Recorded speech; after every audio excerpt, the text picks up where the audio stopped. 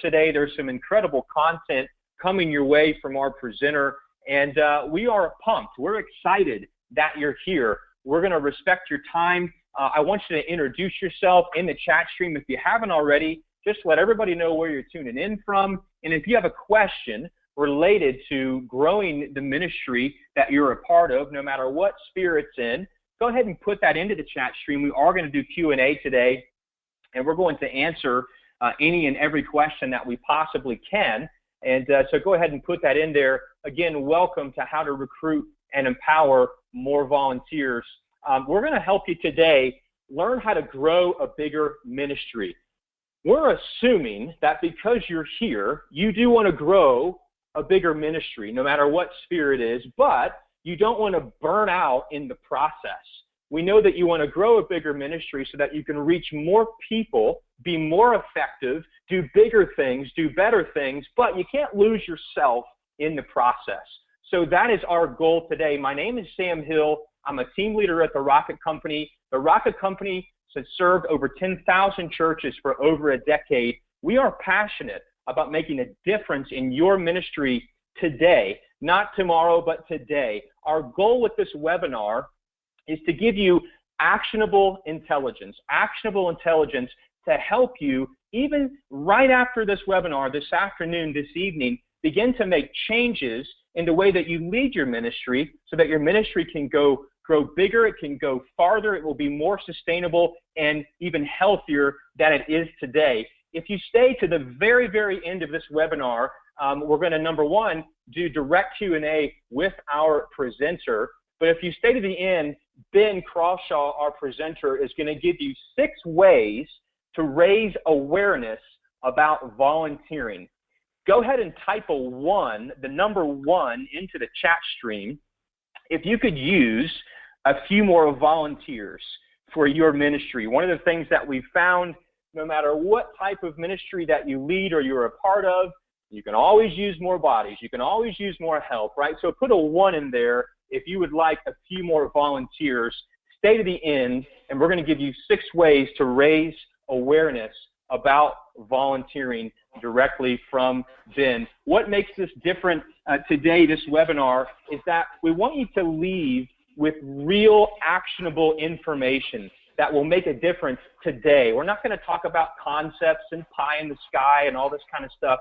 We want you to be able to leave today with real intelligence that will make an impact in your ministry. And I'd like to do that by introducing our presenter today, Ben Crawshaw. Take it away, my friend. All right. Thank you very much. I appreciate it. Let me go full screen here so that you guys can see. All right. Hopefully everybody can see that. My name's Ben Crawshaw. I am the male standing up there behind the chair. That is a picture of my family. That's my wife, Holly. Seated is my daughter, Lila. She's the good sleeper in my family. My wife is holding Esme. She's the bad sleeper in the family. So I don't know if for some of you out there who have multiple kids, you have a good sleeper and a bad sleeper. Hey, you can get on the chat stream and let us know about that. If you have a good sleeper and a bad sleeper, that's exactly what I have. That's my family. I work with the Rocket Company doing content, resources, and training. And I love being around people who work in the church, volunteers, pastors. I just love it. I grew up as a preacher's kid, grew up in the church, very small church, and just love that community, just love the church community and what it does for people who are there and people in the town who don't even go to the church. So I was at a small church in 2000 when I began in ministry. Then I worked at North Point Community Church for 6 years, worked with high school students there, and have been involved with Orange, Reggie Joyner, and the Rocket Company, of course, is my family now. Also the Echo Group and working with some camps. And again, just love being a part of seeing God work and move just through flawed, broken human beings to just bring His truth to life in the hearts of other people. So when I started in ministry, I thought I was supposed to be superhuman. Because after all, that's the church staff members are expected to do a lot, right? You're here, you're a church staff member. you know that the expectations for you to be a counselor and to be a communicator and to be an organizer and an event manager and to be highly organized but highly creative, highly relational, yet have the ability to write things and create things and highly communicative. The list goes on and on. And I started at a small church, which for those of you out there who are in small churches, everybody has different definitions for that, but the smaller the church, the more you're expected to do, which seems ironic, but you kind of wear a bunch of hats. And I started at a small church, and my title was ministry assistant, okay? Can you think of a worse title than that? Ministry assistant, which basically means I did everything that anybody else wanted me to do. And so not only did I feel like I had expectations from just being on a church staff, but also from the church staff itself. And so I just thought I was supposed to be superhuman as a staff member. And so after trying to be superhuman, I discovered that there were some things happening in my own heart. Instead of loving people, I was frustrated at them. I mean, I still cared about people, but people, instead of becoming this, joy to serve them, they became this burden. And then ministry was a pressure, not a passion. And hey, even when it's a passion, there's still times where it's high pressure, but all of it felt like a pressure. It was like a weight, again, a burden. And I realized that the vision that I had was kind of slowly fading to burnout. And I was moving quickly from all these ideas and the hope for our church and our community to just being focused on myself and how I was burning out. And so that's why I'm so excited to talk about what we're talking about today, because I learned it the hard way. And you hopefully get to learn it the easy way. And the processes and systems and really the overarching philosophy we're going to talk about today is not just about growing your church, although as Sam mentioned, that is what this is about, but this is about you and your heart and your family as well. And I want you to learn that the easy way. Because the hard way, we say to ourselves, I need to do more. We always feel this guilt. We feel this guilt at home, and then we feel this guilt at our church, and there's always more people you can reach, right? There's always needs in your community. There's always people in your church who are going through things, and they need the help of pastoral care, of church staff members. I would say I need to do it because I'm on staff. Like, I get paid to do this stuff, they don't, and so I need to do it. I need to take care of it. I would say I don't have time to train someone else. That's the hard way. You may say that I don't even have time to train somebody, or if I find someone else, they won't do it as good as I can or as good as I want them to. And at the end of the day, you say, hey, it'll just be easier if I do it myself, and then I'll make sure it's getting done the way it needs to be done. And so those little things, they all pile up until eventually vision, it starts moving towards burnout. And here's what I've seen. The more healthy volunteers you have, the more people you can effectively reach. So that's why I highlighted the word healthy and effectively. The more healthy people, servant leaders who are a part of the foundation, the more people you can effectively reach. And the more people you can effectively reach, the larger you can grow in a healthy way. It is literally the foundation, deep foundation that's built before you construct a skyscraper. And I used to put the pressure on myself that I have to reach more and more people, which first off means I'm not walking in the Spirit. I'm trying to muscle up and do it myself. And secondly, having to come to terms with the fact that I had a limit. There was a limit to my capacity and who I could effectively reach. And that's when it really began to change for me to realize the power, it really is what Jesus modeled when he washed his disciples' feet. That he was serving the servants, the men who would later become the servant leaders who carried this message all over the world. And so the more healthy people you have, which means you recruit and you empower them, that's what we're talking about today, the more you can grow in a healthy way. And so we're going to talk about 4 secrets to recruiting and empowering volunteers. And really what we're going to talk about is the secrets about these 4 things, because some of these things are words, common words that you've heard before, but these 4 secrets, why they're called 4 secrets is you're going to learn the secrets that come out of them and why that's so important for what we're talking about today.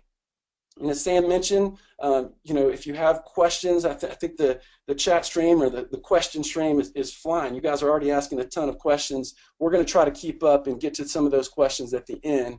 And I'm going to talk about some quick ways to raise awareness today. So, but for right now, we're going to jump into these 4 secrets. Number 1, we're going to talk about vision. And vision is the motivation of the volunteer ministry. Now, volunteer ministry is what you have, or it's what we're talking about. This is the why. And so often when it comes to recruiting or empowering volunteers, we're not even sure of the purpose behind the volunteer ministry in the first place. It is just another program. It's just another thing that we need to have. Or, hey, we just need to have enough people to make this church function on a weekly basis. And so all of a sudden, you're already diminishing your ability to recruit people because people want to be a part of something with purpose, and to empower people because people are volunteering in an area and they're not even sure what the heart is behind it. So one of the big first steps for you, if you've never done this, or maybe you had a vision and mission for your volunteer ministry, but it's faded or you can't remember it, or it's really, really long and it doesn't really make sense, is with the core team of people is really just say, okay, we know we need to have volunteers and we know we want more of them, but why? And not why in the sense of what does it do for us, but what does it do for them? What do we want in the hearts of people who could be servant leaders in this church? And make that clear. Come up with a statement or just the heart behind it. And I gave some examples here. They don't have to rhyme. They don't have to be fancy. They don't have to be eloquent. You could work on that if you wanted to, but it just needs to be clear about this is why. So for instance, it could be, hey, we want to put the love of Jesus in action. That we don't want to just talk about Jesus loves you and tell our kids that and say that in church. We want people to not just hear it, we want them to see it. And we want to start by showing it to each other. We want to start by modeling that for each other, by serving each other. Serving each other inside this church. Maybe it's to move people from in your congregation from spectators to participants. You're saying, hey, this is not a restaurant. This is not a restaurant where you go, you get a menu, you pick what you like, you criticize the cooking. No, this is a body. So we want to get people off the couch and into the game, off the bench and into the game. Not just hearing, not just sitting and listening, but experiencing, being a part of what's happening on the ground floor. Is to be the body of Christ. You say, hey, why do we have a volunteer ministry? Because this isn't about a church with 4 walls. This isn't about the professional Christians. I turned pro in Christianity in the year 2000. I was a very late round draft pick, by the way, but I'm kidding. It's not just, ministry is done by the pros, or the ministry is done within these walls. No, we are the body of Christ. We are the church. And you begin moving arms, and the hands and feet begin moving when people volunteer, when they serve. Here's a truth that this could just be the motivation, the vision behind your volunteer ministry, is that when people serve, they grow. When people serve, they grow. I don't know that I have ever had a conversation with someone who came back from a mission trip in an impoverished country where they worked with people in just desperate situations, and they came back and said, you know what, I just feel further away from God. No, when people go and they move on behalf of serving, of showing the love of Christ to people who need it, they grow. They grow in their relationships, in their relationship with God, in their understanding of God's love. And when people put their words into action, they grow. Or, hey, serving, it's following the example Jesus set. That, hey, what do we want to do as Christ followers? We want to follow Christ. And we want to follow the example that Jesus set before us. And Jesus, who was the greatest of all the greatness, washed his disciples' feet. And he modeled that, and he told them, now you go model that for the people that you lead. And, of course, at the time, they didn't realize the massive impact that they would have when Jesus was no longer walking on this earth. But I bet there were several moments where they just remembered, oh yes, this is what leadership looks like. This is what setting an example of Jesus looks like, is washing people's feet. It's serving. That's what the early church was built on. And so it may be none of the ones that I suggested. I'm just giving you some examples here of saying there needs to be a heart behind this. There needs to be a vision, a purpose. There needs to be the bigger why behind volunteer ministry. Otherwise, it's going to be just another program. And you don't want this to be a program. You want it to be a movement. You want it to be a ministry. And so you want to make it clear so that everyone in the room understands it. And then so you can communicate it, so that you can tell people, so people can remember it. You need to write it down or put it in places where your core team can see it, and continually remind each other of it. And then when you talk about it with confidence. You talk about the vision with confidence, with passion, with excitement. You don't just talk about it like, yeah, you know, we need more volunteers on the stewardship team. It's like, no. This is what we want. We want people to be the body of Christ, and what a great opportunity. And so you can go out and you can talk about this with confidence. And again, whether it's recruiting or developing, go past dry, boring information and get to the heart. And that's what vision does, and that's why vision motivates. That's number one. Number two is culture. Culture is the momentum of volunteer ministry. And when you create a culture that has purpose, these two secrets we've talked about so far, then you're already way down the field when it comes to not only empowering people but recruiting people. But culture starts with communication, you know, because communication builds trust, and trust is how you expand vision. And I remember in my first church, our children's ministry, we had a great children's ministry, but we were always lacking in volunteers. And then I remember one day thinking, it's because people don't even know that. I mean, people don't even know that we need more volunteers in our children's ministry. They don't know how. They don't know how to sign up. They don't know what that entails. It just hasn't been communicated to them. I was in another church, was a volunteer in our preschool area. And I always said, hey, I want to work with the crying babies, okay? I would rather walk a crying baby than have 10 kids piled up on top of me in a room. So, and I'll give a break to people in the room. I'm just going to walk around. If I hear a baby crying, I'll start carrying them. I'm like the baby whisperer, okay? They fall asleep eventually. So I was there, but the commitment that I had agreed to was once a month. And I never knew when I was scheduled again. I never knew when I was supposed to be there. And it became very frustrating. And so for people to understand, here's what we need, here's what that looks like, here's what that entails, all of this communication is very important. And so organizing your communication, it creates a culture that says to people, hey, this is a high capacity area. Leaders want to lead in areas that are excellent. Otherwise, all you get are people who have high sympathy, and those people are awesome too, but you want some powerful leaders in your volunteer ministry. And if you're going to get powerful leaders, powerful volunteer leaders, you have to communicate with them and show them that they can trust you because you're organized and you have everything together and you're very clear with them.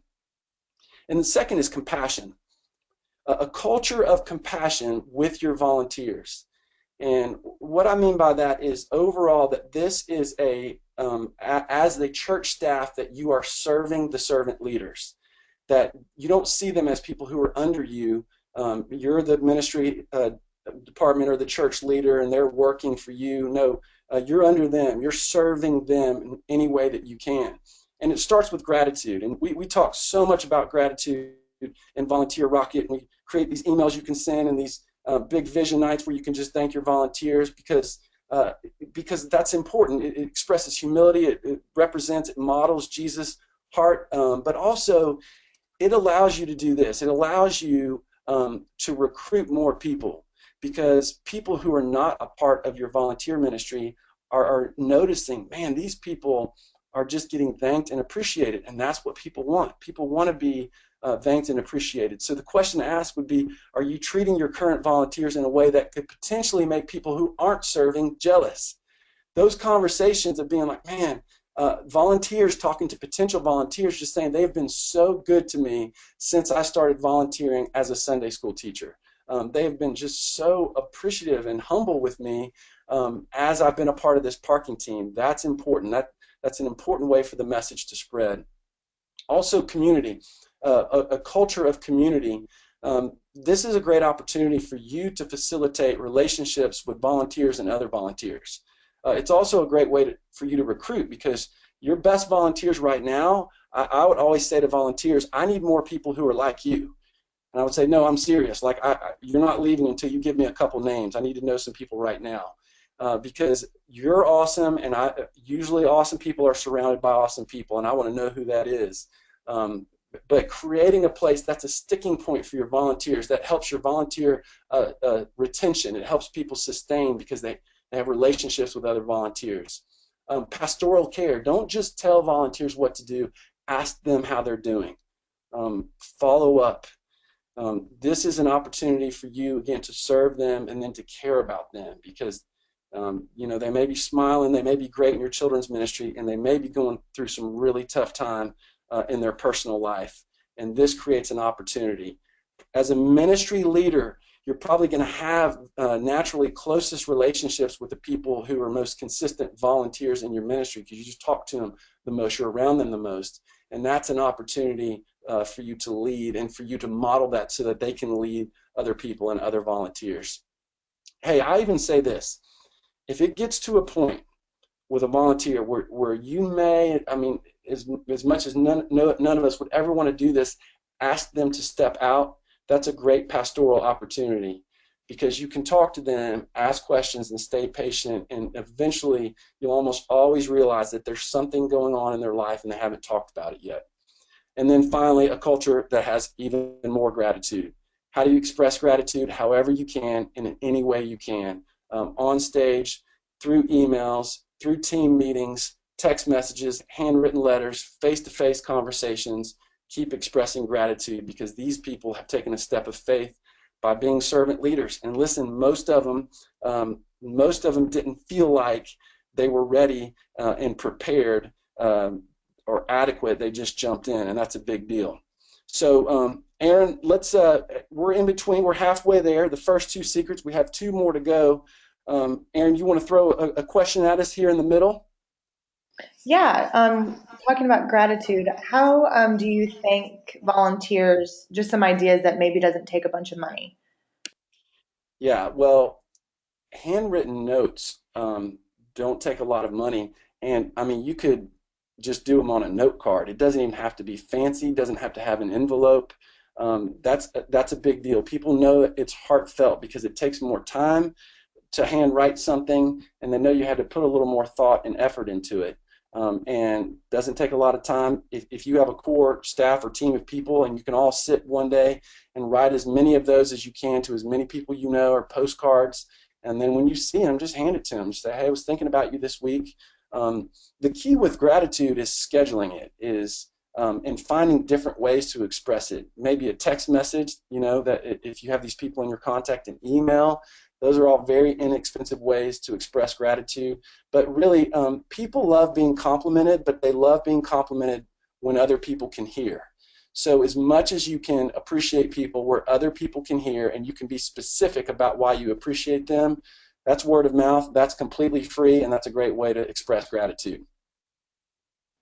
Great. What is the best way to consistently gain new volunteers? Do you recommend doing big events, or just talking about it consistently through written communication, or just each Sunday? Yeah, that's what we're about to jump into right now. So that's a great question as we go into secret number 3. And also, for those of you who've joined us late, Sam mentioned this up top. At the very, very end, I'm going to talk through just 6 quick channels to raise awareness of volunteer ministry in your church. And so that's going to be important. And then what we're about to jump into is important, which is the secret of looking. Looking is the multiplication of the volunteer ministry. And the reason why I use the word looking as opposed to recruitment is, number one, recruitment, that seems like an officialized term, and we've heard that term a lot, so it can become a little bit white noise to us. Looking is about consistency. So you are consistently looking. And I think, hey, yes, the main stage Sunday morning, pastor giving a message about volunteering and a call to action, that is your biggest, most captive audience. But the truth is, in your volunteer ministry, people leave the church, or they change jobs, or something happens in their life that pulls them out of the volunteer ministry. Hopefully your church and your ministry area is growing, so there's always a place for more volunteers and new volunteers.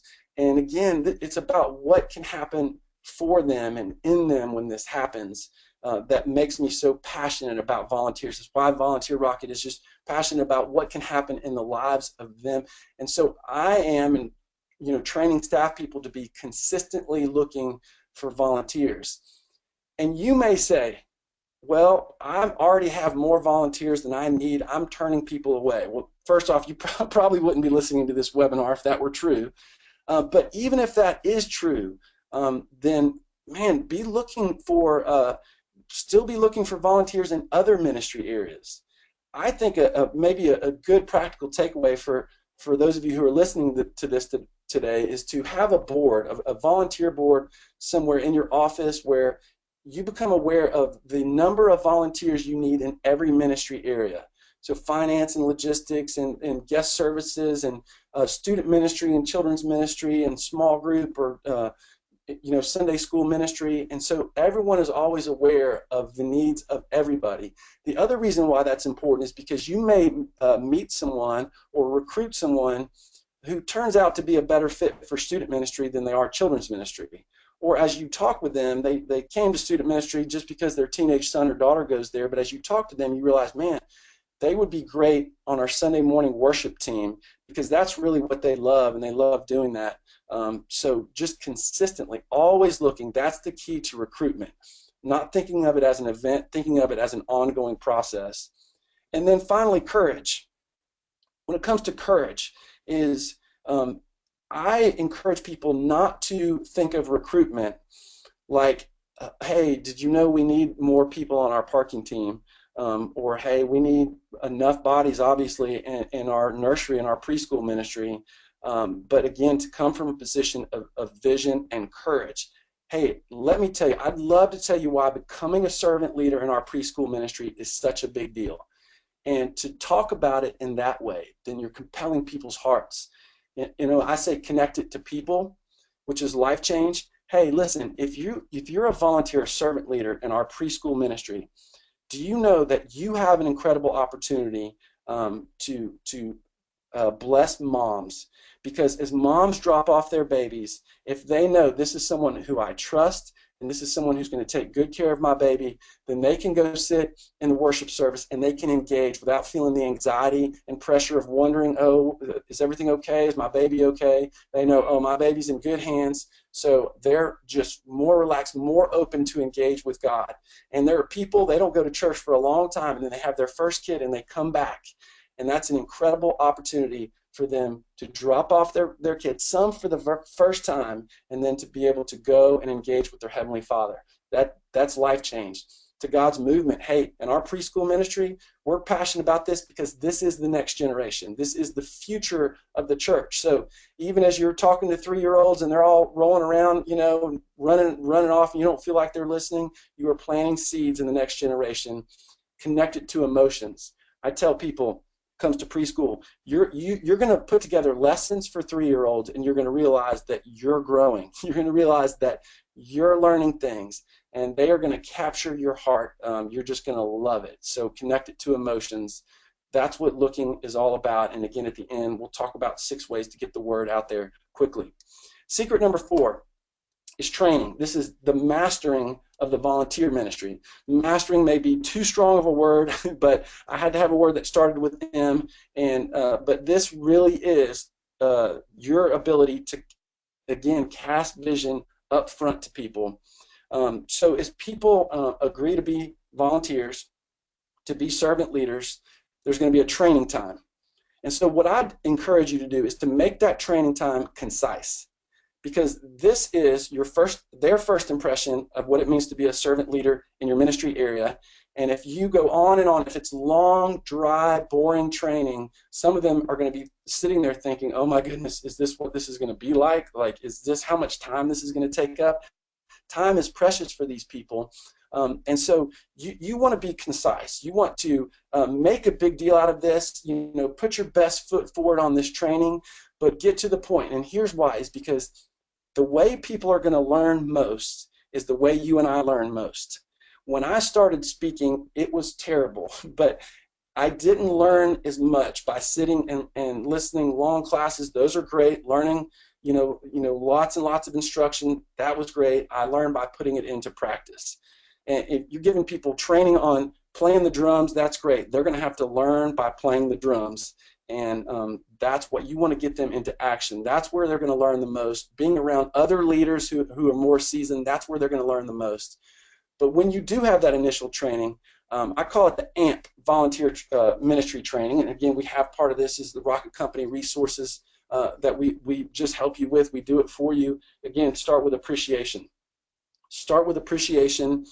Thank you so much. I know you're busy. I know many of you have families. Some of you travel. And I just appreciate you doing this. Just thank you, thank you, thank you. And then again, we've said it, connect it to vision, connect it to the mission.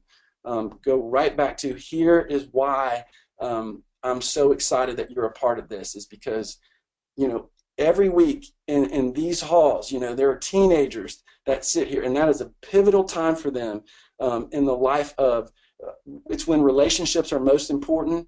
It's when they make memories that they'll remember forever, because you and I, we can't remember what we did last week, but we can remember things that happened in high school, and this is when their faith is at such a pivotal moment.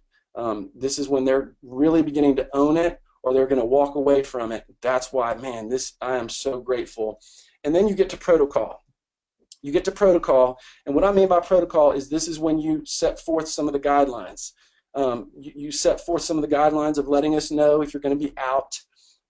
You talk to them, about their social media accounts. Like, hey, as part of being a volunteer here, social media is not a place for you to rant about, controversial or political issues, and whatever. You let them know some of the policies and protocol of volunteering in your church. Especially you get into preschool and children's ministry, you're going to have to, do background checks, and you're going to have to talk through the check-in process, safety, fire escape, all of that, those kinds of things. And protocol, stewardship team, if they're going to be aware of how much people tithe and the confidentiality. This is all going to be different area to area. Try to keep it concise, but this is definitely your opportunity to communicate things very clearly that represent protocol for your ministry. And then again, you close with what? You close with vision. You go back to vision again, because it's going to keep them connected to not what we're doing, not information, but inspiration. So I am going to pass it back over to you, Sam. Let me see if I can figure out where my screen is, so I can send it back to you, and we'll answer some questions in a little bit. So good. Ben, thank you so much. Hey, if you are on the webinar and you benefited from everything Ben just shared, go ahead and put a 1 in the chat stream. Aaron says it is a very lively chat stream, which is excellent. Go ahead and put any additional questions that you might have on volunteering. Ben, thank you so much. People are going to give you a shout out here and just let you know that that was very helpful for them. We're going to take a question here from Aaron, and then I've got a question. So Aaron, you want to go ahead and queue up one of the questions here for Ben? Yes, we have a lot of questions to go through, but one that is just very consistent is a lot about communication. So how do you communicate when there's open spots for volunteers, or a good way to communicate the vision that could attach to the open positions, or what they may be good at?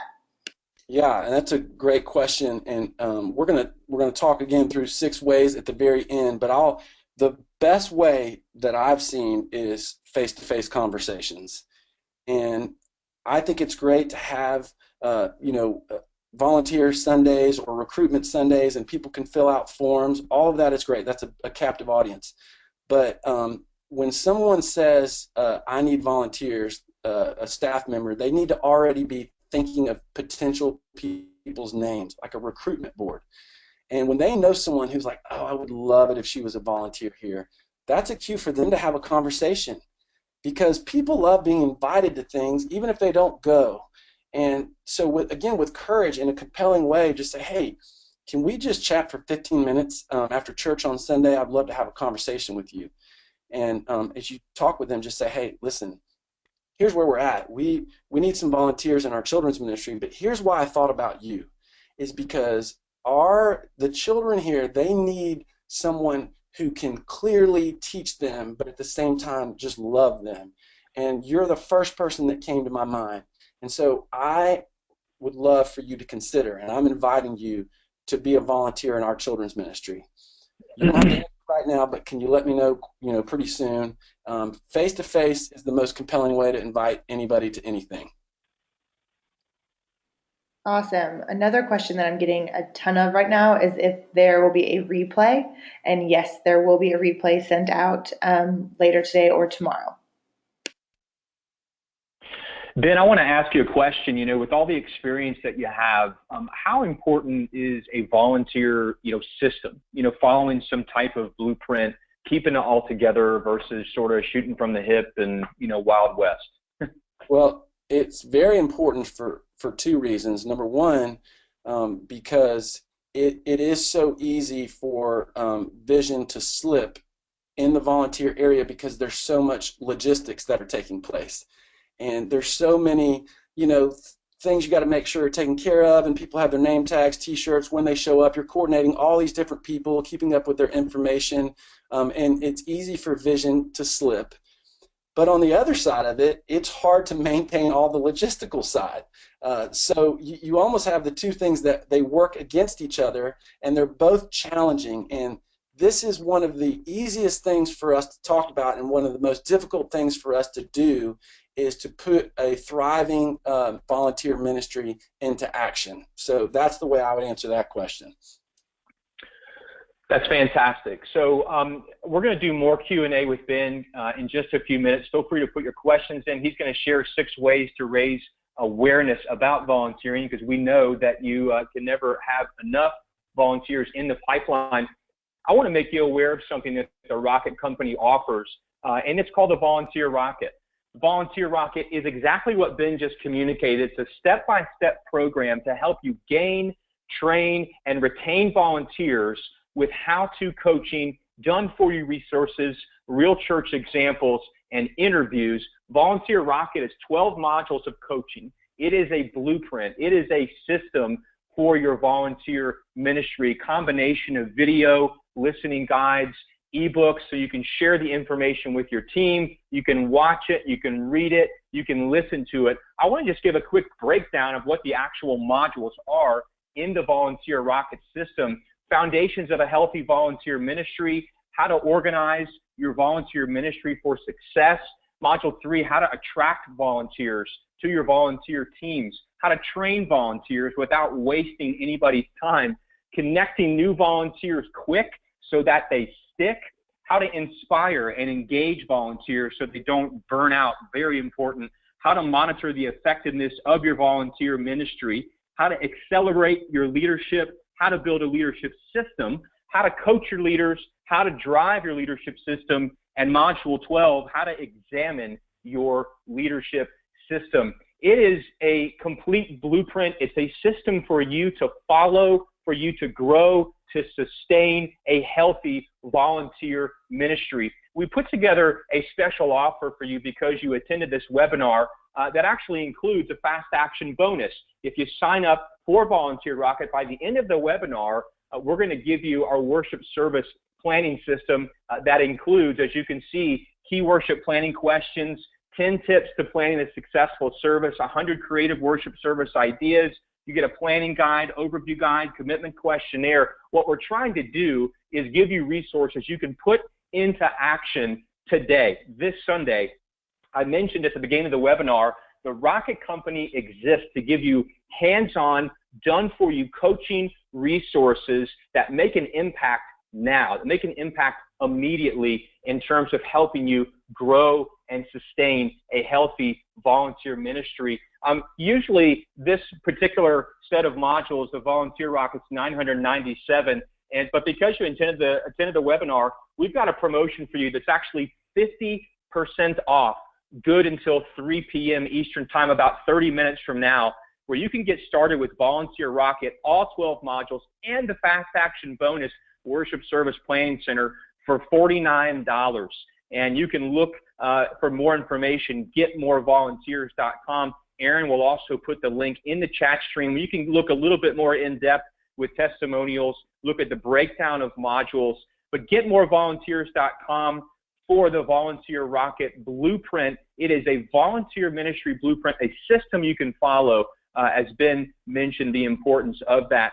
Aaron, let's queue up some more questions from the chat stream. I want to get to those. I want to make sure we also get to 6 ways to raise awareness about volunteering as well. Let's go with the question, and then Ben, let's hit them with the 6 ways they can raise awareness, get some more bodies for their ministry. Okay, great.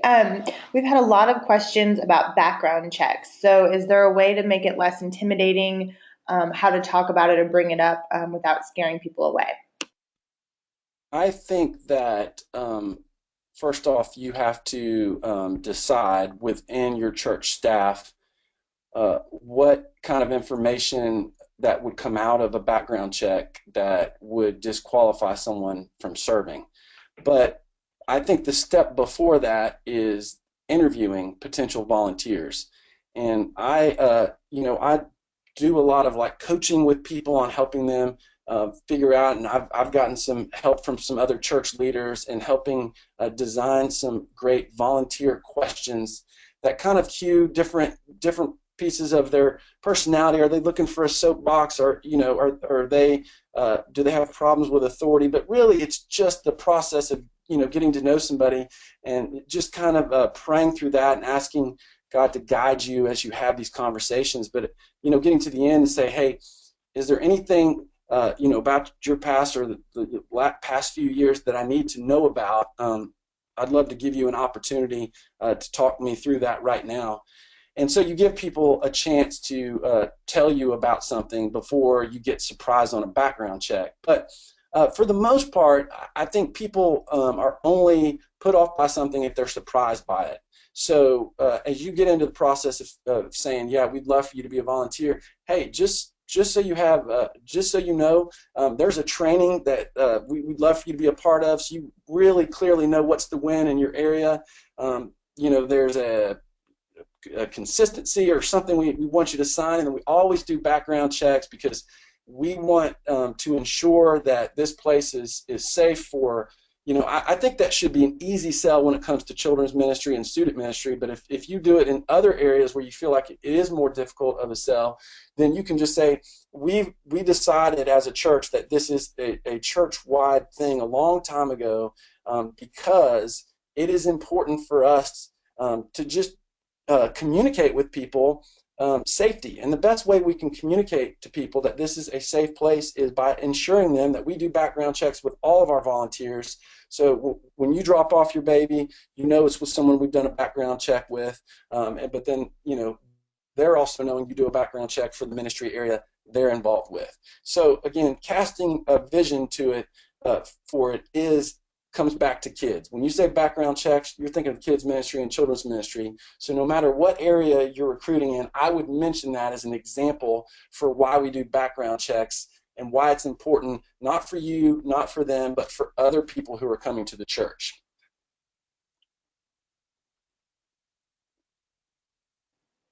It's a great question, by the way. Yes, there's been a ton. This is the most active chat stream I've been a part of in a while, so it's really... I love it. We'll ask one more question. Mark said that his ministry needs some serious revamping right now, that there's no vision behind the tasks that need to be done, so they're losing a lot of people left and right. How would you suggest that they approach the subject of changing up the whole structure of their ministry with their senior leadership? Well, I would suggest Volunteer Rocket and walking through Volunteer Rocket with your key team, with your staff or people who are volunteers who are leading other volunteers, volunteer leaders who are kind of heads of areas or departments, and walking through that, because that's going to put a lot of focus and energy and revitalize a lot of things that are happening with you. But typically, I say to myself, even if this isn't true always, that when there's a breakdown or a decline that's happening, it's my fault, and I'm not saying it's yours. This is what I say to myself because I haven't communicated vision clearly enough and in a compelling enough way. So I think it really goes back to if you're the senior leader, if you're the senior pastor, having some Sunday mornings that are carved out to talk about it, to talk about the importance of it. And for people who drop off their kids, your kids are being taught truth by volunteers. So you're benefiting. So this is your opportunity to give back, really. And people hesitate because they feel inadequate to volunteer, but I think you make a case for the fact that we are all inadequate. That you read the Bible, these people I grew up thinking were perfect, and you read the Bible and you're like, wow, these are some broken people, and God used them. We're still talking about them. As far as your existing volunteers, I would begin, asking questions, and you could even do it anonymously, like, if you want to focus from the positive, just say, hey, what's one way that you think that being a servant leader here, that we can improve the process, that the process could improve? What's one thing that would make you say, wow, this is awesome? So people could fill out some anonymous things and get a pulse to see if there's really any trends that are happening. And again, we provide that in Volunteer Rocket, a volunteer culture survey. And then again, just the hard work of staying positive and encouraging and thanking the volunteers who are there. It may be that the commitment is too long, or it's too much time, and you may need to relook at your system. But really, you need to make sure the public knows that you're looking for some volunteers, and then privately you need to figure out if there's some part of your system that's currently breaking down that could be fixed. And typically it can be fixed in a fairly easy way. And when you feel like everybody's leaving and everybody seems to be complaining, you really have to evaluate, okay, exactly how many people are we talking about here? Is this 10% of people are complaining? Is this 20%? What are the real numbers? Because it's so easy for us to just kind of blow things up in our mind. And so you may feel discouraged, and I just want to encourage you. It's probably going better than you feel like it is. And with a few small tweaks and changes, I think things can get a lot better for you. So hang in there. I love it, Ben. Man, can you share the 6 ways to raise awareness about volunteering? Go ahead and dish those out. Yeah, and I call this a recruitment path. That's just a fancy way of saying, some of this is just common sense. Some of this we've already talked about in this webinar, but I just wanted to make sure for some of you, and I know in the church world, like I get so caught up in day to day, get lost in the weeds is what we call it, that sometimes it's hard to back up and say, oh, there may be some other opportunities to find other people. And the first is the church service. So if you need a lot of volunteers in your ministry or in all across ministry areas, if you're not the senior pastor needs to know about that. And I'm not saying you should complain or be upset, but the squeaky wheel gets the grease, right? And so it may be that you haven't communicated to the staff that we need to talk about this because here's why this is a problem where we're at. So the church service, again, that's your biggest audience, that's your most captive audience, that's your biggest opportunity. And you can have cards that people fill out, and they don't have to commit to anything. It may say, yes, I'd love to know more. Here's my email address. We provide that in Volunteer Rocket, but you can follow up with an email or figure out if there's an area that they're interested in serving in, and really push through the worship service. And if the pastor says, no, our sermons are all planned out, then ask for announcement time. Just ask for as much as they'll give you stage time Sunday morning, or have him talk about why we need volunteers. The church service is number 1. Number 2 is the church bulletin. You may not have church bulletins. You may have pre-show slides. Same idea. The bulletin is great because, well, I won't say great. It's great because people who aren't paying attention are reading it, but that's probably not a good thing. But they're looking through it as they're kind of sitting, or if they get there ahead of time. And again, that's an opportunity. You have people's attention typically when they look at the bulletin. If they're really looking at it, some people just pick it up and go. That's not what I'm talking about. I'm talking about people who are sitting there and they're like, oh, I'll flip through the bulletin to talk about here's what we need, here's what we're looking for. Cast vision as to why we need volunteers. Maybe have it where they can tear that piece out of the bulletin, drop it in the offering plate, and so that's a way of collecting people who are interested. The information table. So having a card or multiple cards for different ministry areas where people can volunteer, that's huge. And then the person or the people who work that information table, having conversations with them, very kind conversations where you explain, hey, right now we really need some new people. And so just for a minute, I'm going to cast vision about being a volunteer in student ministry. And the reason why I'm doing that is because I would love for you to cast vision to people as they ask questions about getting involved. And so even the information table, it's all about inspiration, even though it's an information table. Email, sending emails to individuals, groups of people, sending a church-wide email. I would work really hard if I were you to update your email addresses for people who go to your church so that you have opportunities to talk to them about stuff like this. And work with a couple of people to put together a great email, maybe put some pictures in there and send it out church-wide that talks all about why it would be so incredible for them to get involved, and then to point to the need. You need some help, you need some volunteers. Texting or calling people on the phone. For some people, they're not phone talkers, but you can text them, or they're really hard to get a one-on-one conversation with them, or they delete their emails, and you shoot them a text and just let them know, hey, we're looking for some volunteers. So don't neglect your contact list on your phone and scrolling through it and recognizing that there may be some people in there who would be great volunteers. And then, as I said a little while ago, face-to-face. And that's why I go back to the volunteer recruitment board, a board that you are listing how many people you need in different ministry areas.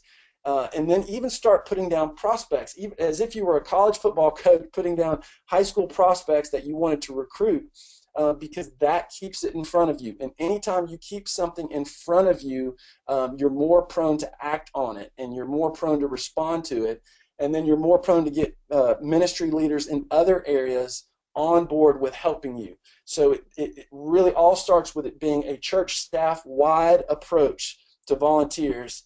And then it's consistently looking for channels and looking for people and looking at people that could be volunteers for you. So the church service, the church bulletin, the information table, email, phone, and face-to-face. You could get all of those moving very quickly.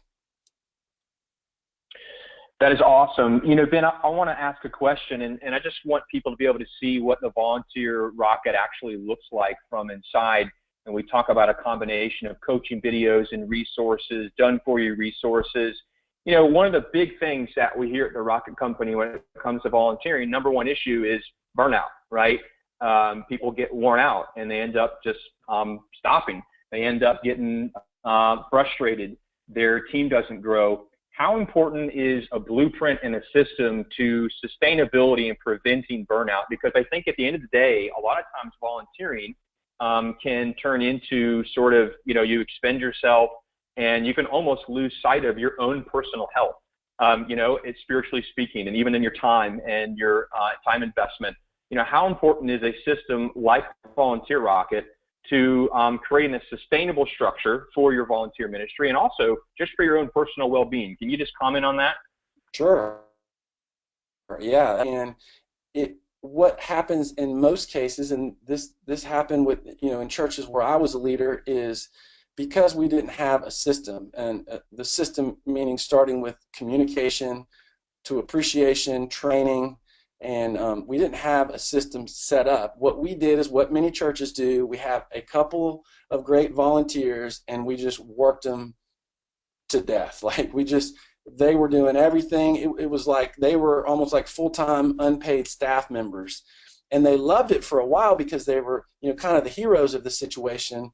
But it didn't take long for them to look around and think, this isn't even my job, and I love this church, but I am just getting hammered with all of this that they're asking me to do, and I feel bad saying no. So as important as a system is on the front end of recruiting, it's important on the back end, Sam, when it comes to helping people be healthy, because if they're healthy, your volunteer system will be healthy. And you know, I love at the end of Volunteer Rocket, it even moves towards developing leaders. And one of the, I think, the hidden gems that a lot of times we miss in the church is that, you know, people leaving church staff or people moving along. Some of your greatest future staff members on your church staff are right now, they're volunteers, because they are understanding the vision and heart behind this church. Some of them, they don't even want to go into ministry now. They're just volunteering, and God's working on them, you know, and getting a hold of them, and eventually they're going to be church leaders. And so it's starting at the beginning to people who feel inadequate and they're hesitant, all the way through the process of taking care of them and then propelling them into greater leadership as they move along. I love it. And I think, you know, one of the things we talk a lot about when we say done for you resources, it's really interesting, is that everything that you've shared today, everybody wants to do it. You know, that's kind of the thing we've learned at the Rocket Company over a decade, 10,000 churches, is that when you talk about something as simple as writing an encouraging note or sending an encouraging text, everybody wants to do it. But, you know, a lot of times volunteers are volunteers, right? It's not their full-time job. They've got a ton of other stuff going on. And so how important, Ben, when somebody hears done for you resources, what should that mean to them in terms of helping them build their ministry, scale the ministry, and actually accomplish some of the things that you're talking about? Just comment on done for you resources. What should that mean to somebody? Yeah, I'll give you a great example. I think, to your point, Sam, if we talked about having a volunteer appreciation night, all of us would agree, yeah, that would be a great thing to do. But as simple and as easy as we can make it sound, there's a lot that's entailed. It's like my wife telling me, oh, we're just going to do a simple birthday party for our kids this year. And then as we get into it, I'm like, there's nothing simple about this at all. Because you have invitations, you have communication, you got to email people, you have to let them know, then you have to actually plan the event, you know, and then graphics, and then, you know, what am I going to say when they show up in that event? So Volunteer Rocket has an event that is part of the volunteer system, where, Sam, when you ask about done for you, is that we've created, not just created, but designed the invitation. We've designed the follow-up, written the follow-up email for you. Not because we don't think you guys can write emails, it's just because you're working on Sunday and you have this event on a Thursday night or a Sunday night. It's like all this pressure on top of your existing work job. And so we've written the email for you. We've designed the program for you. We've written the pieces, each piece of the program for you, and what you can say. And you don't have to say it word for word, but it's like, okay, that gives me a good idea. I'm so busy, I don't have time to prepare this, you know, great speech. We've done it for you, all the way up to what people see on the screens as they come in. We've created that for you. And so when we say done for you, Volunteer Rocket, it is vision, but it's not just theories. It's not just, oh, people who don't work in the church. No, these are people in the church like you. It's pastors and church leaders helping other pastors and church leaders, and not just helping with vision and philosophy, but also practical. I can use this right away. This is going to make a difference this Sunday because it's done for you.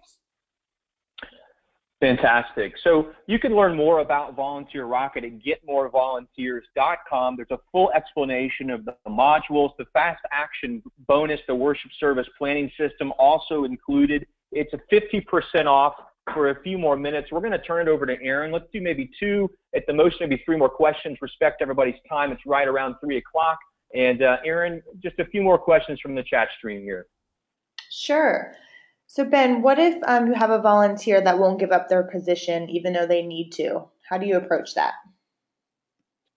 Well, wow, that's a tough one, and we've all been there. Again, I think if you can sit down with someone and get to the heart of what's going on, it seems to me like there's probably a frustration, which obviously would be why you would want to move somebody out of a position. And maybe you didn't recruit them, or maybe when you recruited them, that problem didn't seem to be there. And we've all been there. But listening is typically going to be your best starting point, is to getting down to the root of why they may be kind of acting the way that they're acting, And if you're patient and loving and caring enough through that conversation, then oftentimes they'll kind of talk into the place that you want them to go. Now, if they're breaking protocol, if you've had other conversations with them before, and they just don't seem to want to make any changes, then I think you can have a conversation with them. You address the behavior, not the person, and you can either suggest or move them into another role that is less. Maybe they have a volunteer and it's a high leadership role, and you think that there may be another place where they can, serve, and whatever that issue is won't seem to cause a problem. But if it really is, this is a problem, and it's creating trouble for other people, then you're a shepherd, and so you have to protect your sheep. And that's just going to involve hard conversations sometimes. And I've been there. I've had to ask someone to step down, and there are people who, yeah, I get it, I understand. And there are people who are very obstinate and very defiant about it. But when you're doing it out of love for that person and out of protection for your ministry area, that's the best approach to take, even though that's just the hard part of leadership right there. Awesome, thank you. The staff of Mobile Church is listening, and they have a question. Is there a saturation point for volunteers? They currently have 65% of people that call their church home and are involved in some type of ministry, so they feel like they're running out of people and need help in certain areas. So do you think there's a saturation point? So first of all, I want to say hello to Mobile. I had a roommate from Grand Bay. And so, Aaron, they're saying that 65% of people who attend their church are volunteers in some type of capacity. Yes. Well, number one, that's awesome. So you should be teaching us, because 65% is wow, it's incredible. And I don't know. I mean, I think that what we've done is that there will be certain time commitments. It won't be kind of an open-ended thing. Most volunteer areas that we have, there's a 4-year or 2-year. You do this for 2 years so that people know there's an end time, and they can either roll off, or they can go volunteer in another area, or they can say, hey, I'd love to jump back in. And that creates the conversation points along the way with people, so that they don't just kind of get lost in the weeds. But I think that just you guys know your culture, and so I don't know as far as the saturation. And I assume when you say that, you're meaning we've just oversaturated our volunteer system, and we need people in the church service or in the Sunday morning service, or we need people who we need to freshen it up a little bit.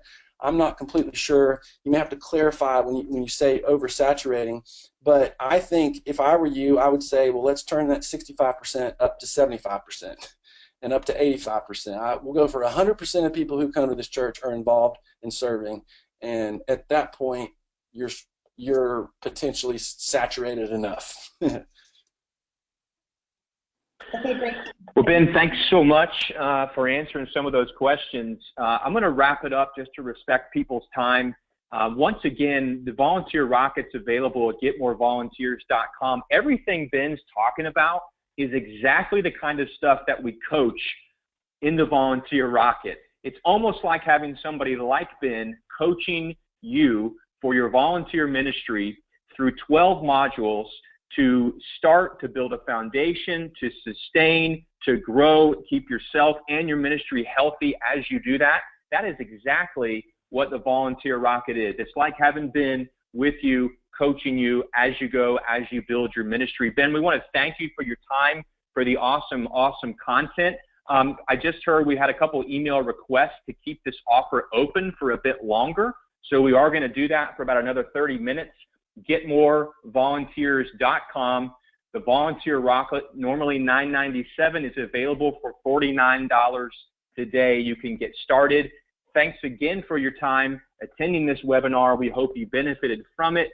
We will leave this up just a few more minutes, 1 or 2 minutes or so, and then we'll go ahead and close down the webinar. Thanks again. check out Volunteer Rocket, getmorevolunteers.com. Ben, thanks, brother. Thank you. I loved it. Thank all of you guys who took time out of your busy schedules. I know you're busy to show up at this. Really, really appreciate you being willing to do that. We're grateful for you and what you do.